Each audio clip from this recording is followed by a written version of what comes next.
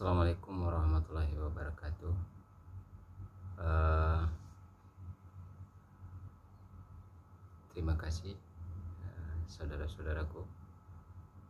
Eh, Tentu dalam hal ini eh, beberapa hal ya yang perlu kita diskusikan. Semoga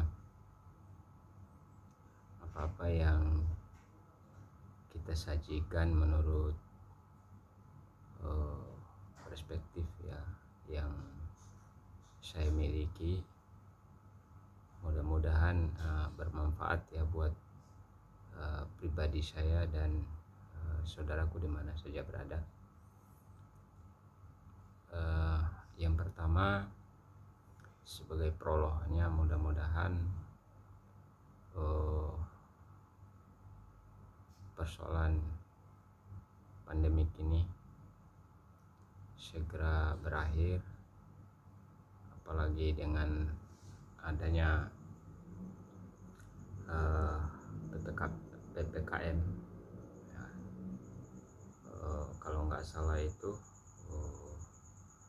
pemerintah memperpanjang sampai tanggal 2 Agustus ya, kalau nggak salah. Kalau salah saya mohon maaf. Nah tentu saja dalam hal itu semoga kita semuanya dalam keadaan sehat, dalam lindungan Tuhan.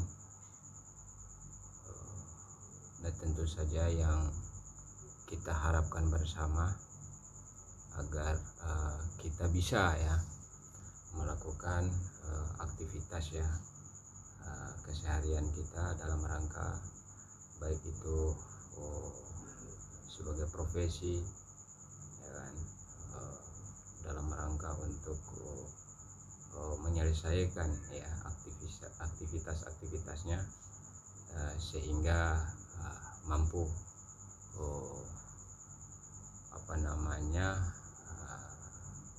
mencapai target ya. Apalagi kalau kita hari ini yang beberapa teman-teman dari NTB yang sedang melanjutkan kuliah S3 ya di UPH,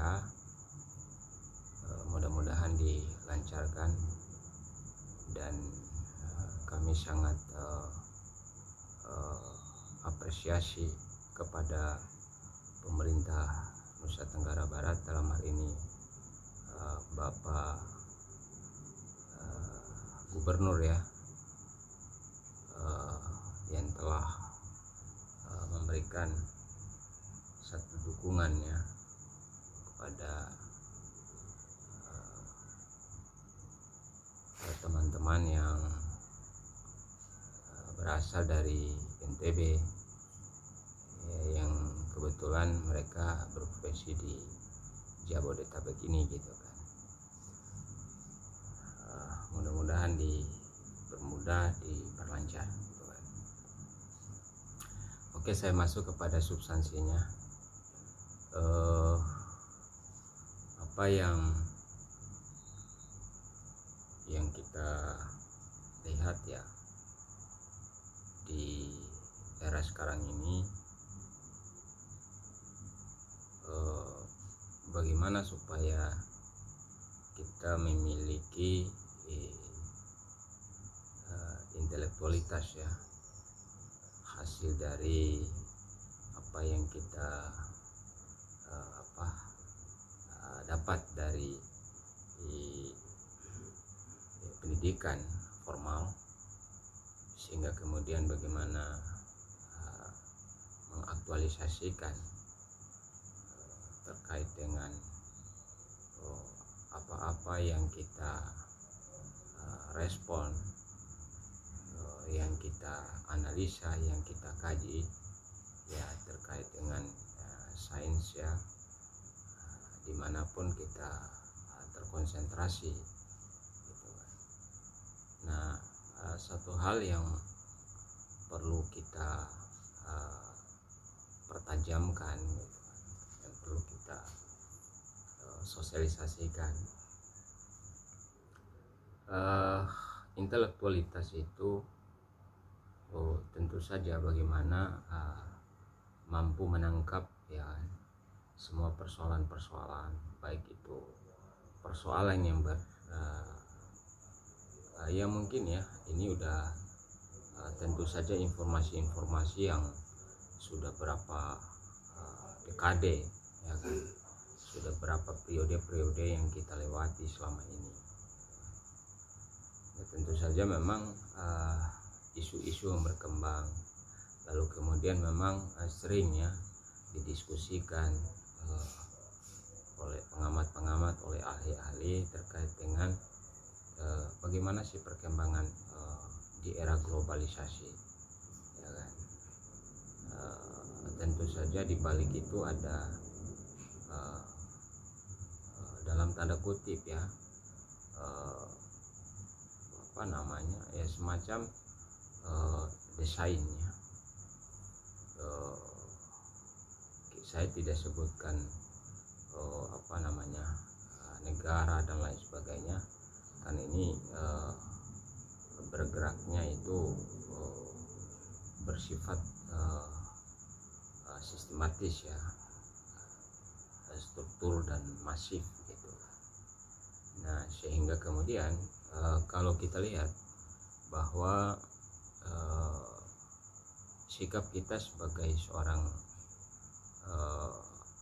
intelektual ya, yang mampu membaca setiap persoalan-persoalan yang terjadi di tengah kita atau di tengah masyarakat atau di era negara kita hari ini ya kan, dengan berbagai isu persoalan yang tentu dari tahapan-tahapan itu setelah diselesaikan ya, sehingga kemudian datang lagi persoalan-persoalan yang lain gitu kan. Nah, tentu saja dalam hal ini perlu melakukan satu evaluasi ya kan, memfilter semua persoalan-persoalan atau isu-isu yang sedang berkembang selama ini ya kan, sehingga mampu ya kan mengantisipasi ya kan, terutama generasi-generasi yang tentu saja keluarga kita, anak dan lain sebagainya gitu kan. Nah relevannya menurut saya dengan intelektualitas kita itu kita mampu melakukan satu terobosan. Artinya ya, sejauh mana sih peran seorang intelektual itu dalam rangka memberikan satu pandangan-pandangan, memberikan satu edukasi ya kan kepada bangsa ini ya kan. Paling tidak sumbangsi atau kontribusi kita kepada hal-hal yang kecil saja dulu, bagaimana kita melakukan pendekatan kepada generasi-generasi muda yang tentu saja bahwa itu merupakan satu edukasi sehingga kedepannya itu mereka mampu melakukan satu transformasi berpikir ya, tidak lagi ya, mindsetnya itu ini karena ini perkembangan zaman, karena kemudian dengan alat komunikasi yang canggih dan lain sebagainya gitu ya, seperti informasi-informasi atau ya mungkin yang berkembang selama ini gitu kan, alat-alat komunikasi, dan kita tahu semua persoalan itu. Nah tentu saja bahwa setiap persoalan-persoalan yang muncul atau isu-isu yang selama ini itu tergantung bagaimana pola atau konsep kita dalam rangka untuk memfilter gitu kan. Jangan sampai akan mengganggu paradigma kita atau mindset kita gitu kan. Artinya terwarnai dengan isu-isu yang berkembang selama ini, ya kan, yang tentu saja mungkin dalam tanda kutip bahwa ya, informasi atau isu-isu ini sengaja ditransformasikan ya, sehingga ini menjadi sebuah isu di negara kita gitu kan.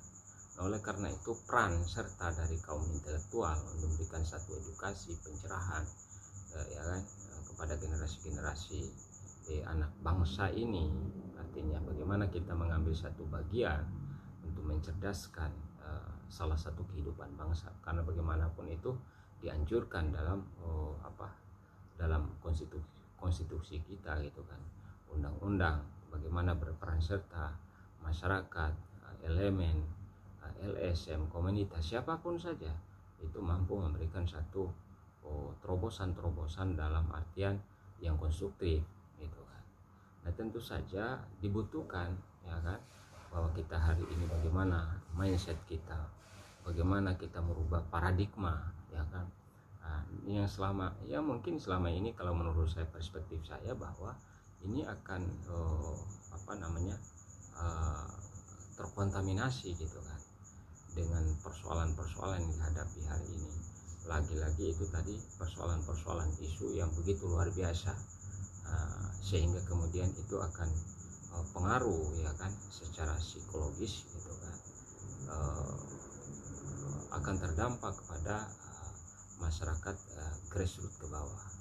Nah, tentu saja diharapkan bagi generasi-generasi yang memiliki sains ya, artinya yang positif gitu kan, kemudian bagaimana dalam rangka mengaplikasikan, memberikan satu pandangan-pandangan, memberikan satu arahan-arahan, sehingga kecerdasan tadi itu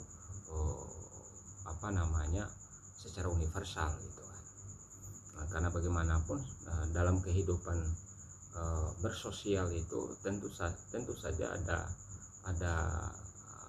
secara gradual pemahaman masyarakat itu gitu kan.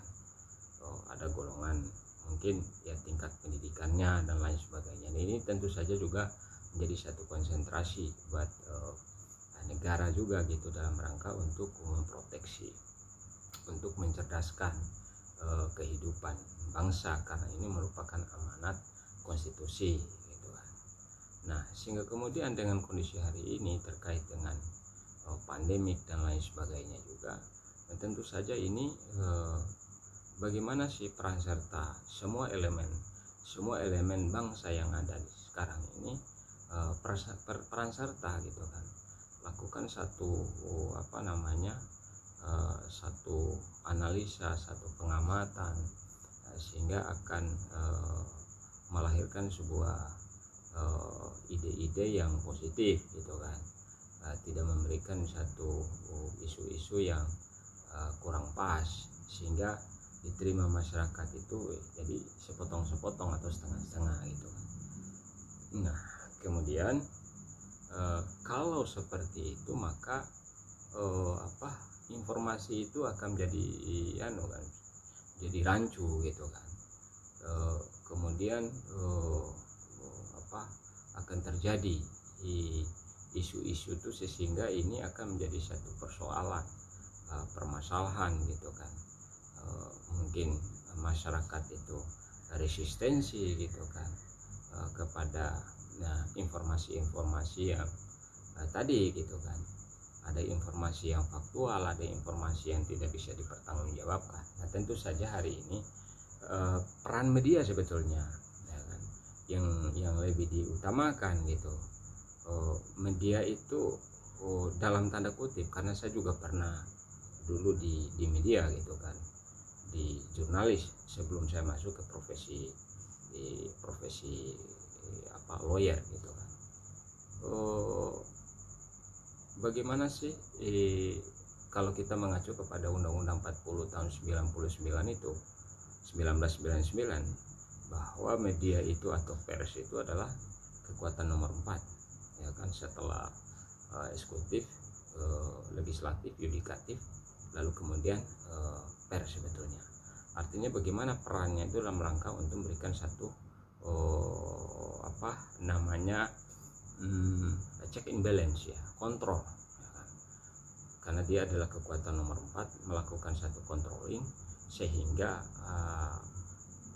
setiap persoalan-persoalan itu menjadi persoalan yang objektif, bukan subjektif, sehingga kemudian dicerna, direspon oleh masyarakat grassroots itu, oh iya benar gitu kan, ketika mereka mendapatkan sebuah informasi yang akurasinya betul-betul bisa dipertanggungjawabkan. Nah, itu yang menjadi persoalan. Tapi ya mungkin kesininya ya kan, di era kekinian ini yang kita lihat, karena kita juga pengalaman di media itu, mungkin ya itu tadi, ini mohon maaf ya teman-teman media gitu kan, apakah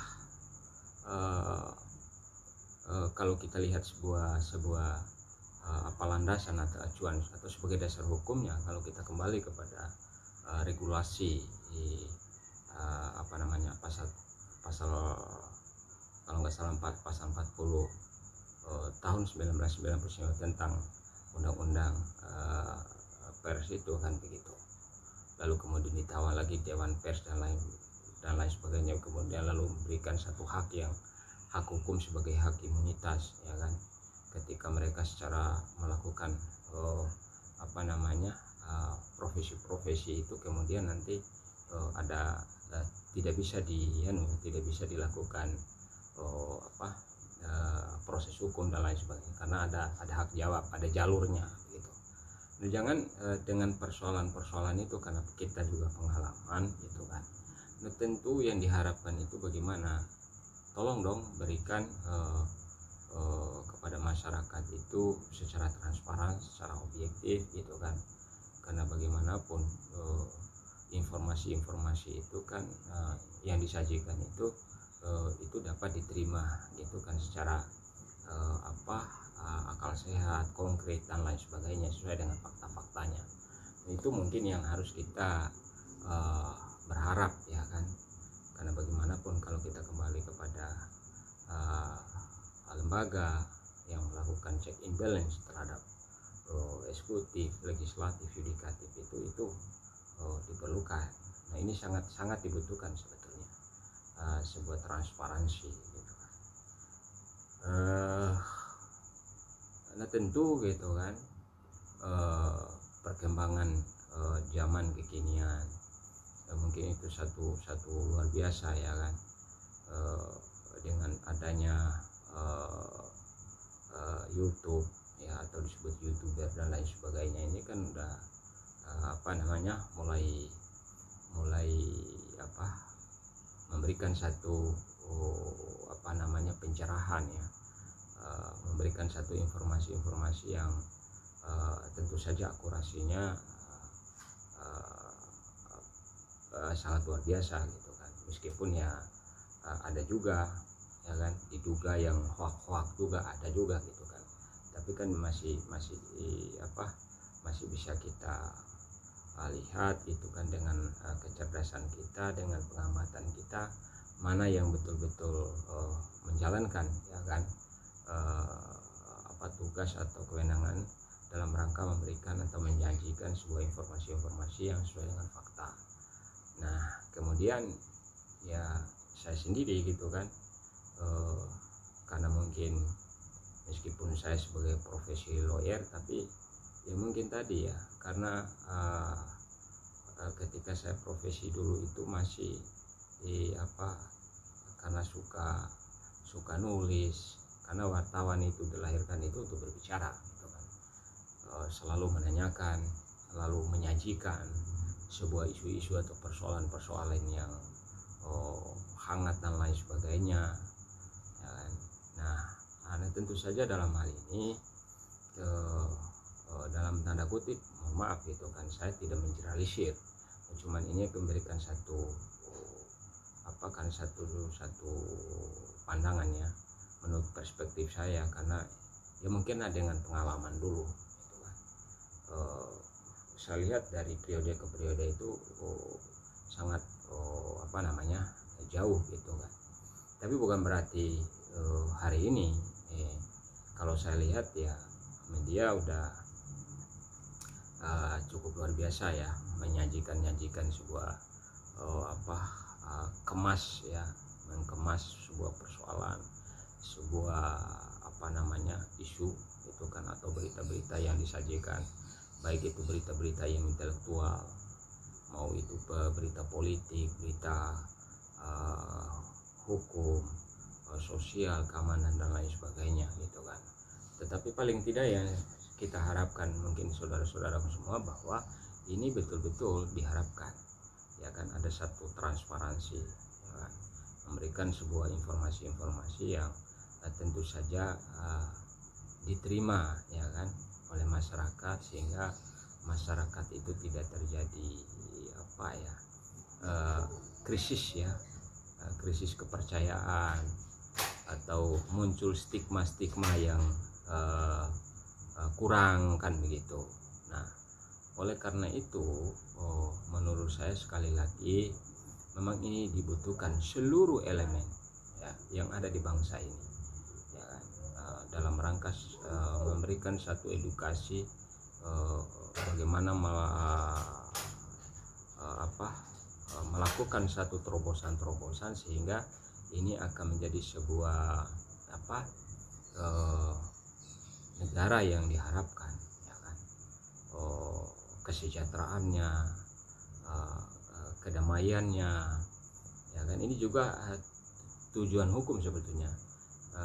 Cita hukum itu begitu, bagaimana menciptakan kesejahteraannya, bagaimana memberikan satu kecerdasannya, terus kemudian bagaimana memberikan satu rasa aman, lalu kemudian bagaimana mampu mengekspresi ya kan, sesuai dengan hak-hak hukumnya, sesuai relevan juga dengan negara demokrasi, negara yang bebas memberikan satu pendapat, sehingga kemudian ini menjadi satu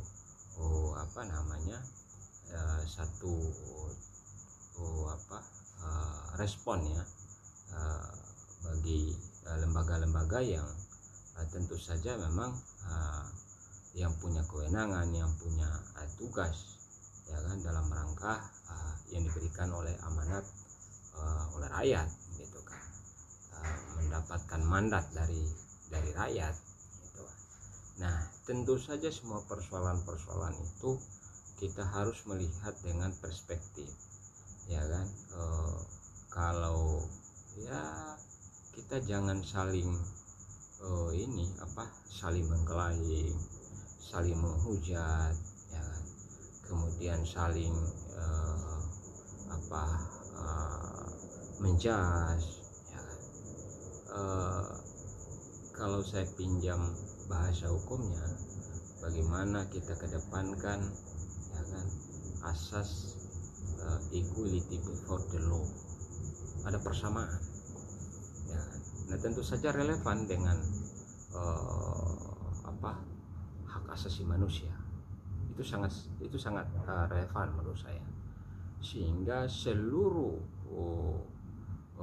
masyarakat ya kan, karena bagaimanapun pejabat itu adalah bagian dari masyarakat kan gitu. Maka secara kalau kita kembali kepada hukum tata negara, bahwa semua itu adalah masyarakat, meskipun secara spesifik itu yaitu tadi ada yang sebagai eksekutif, ada sebagai yudikatif dan lain sebagainya.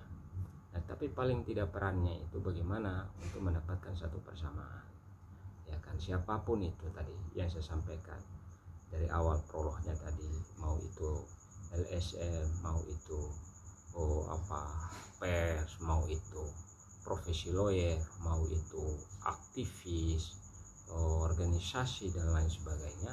Kalau ini mindset kita ya kan, gagasan-gagasan kita dalam satu platform ya kan, untuk menentukan bagaimana memberikan satu rasa aman, memberikan satu edukasi kepada masyarakat ya kan, sehingga masyarakat itu tidak berpikir yang yang mungkin secara psikologis gitu kan, mereka ini gimana sih yang begitu. Ketika misalnya satu ada isu yang kemudian disajikan, kadang-kadang ya dalam tanda kutip ya masyarakat atau publik ini apakah ini benar atau ini gitu kan. Tapi karena kadang-kadang orang tidak memiliki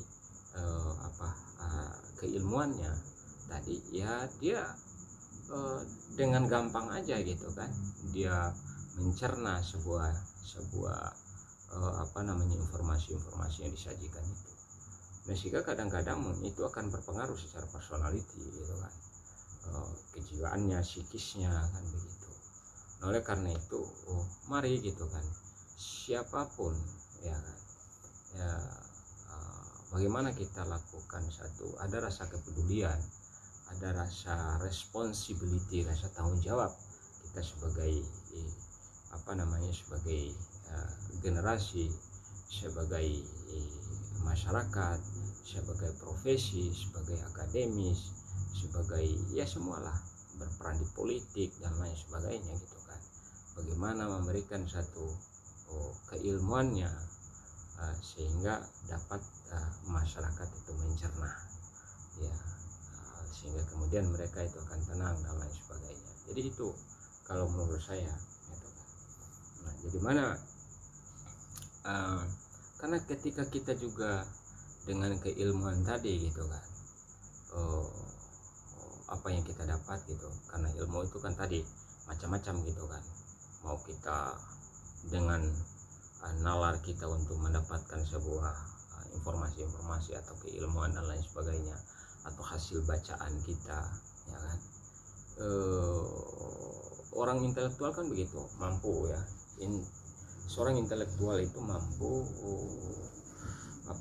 masuk pada wilayah tadi, mampu membaca ya kan gejala-gejala yang terjadi di masyarakat ya kan. Kemudian bagaimana ada videonya gitu kan ya kan, ada nilai gitu kan, ada nilai-nilai yang terbaik, ada nilai-nilai moralitas gitu kan, yang tentu saja untuk diberikan, untuk ditransformasikan kepada masyarakat gitu kan. Ini itu salah satu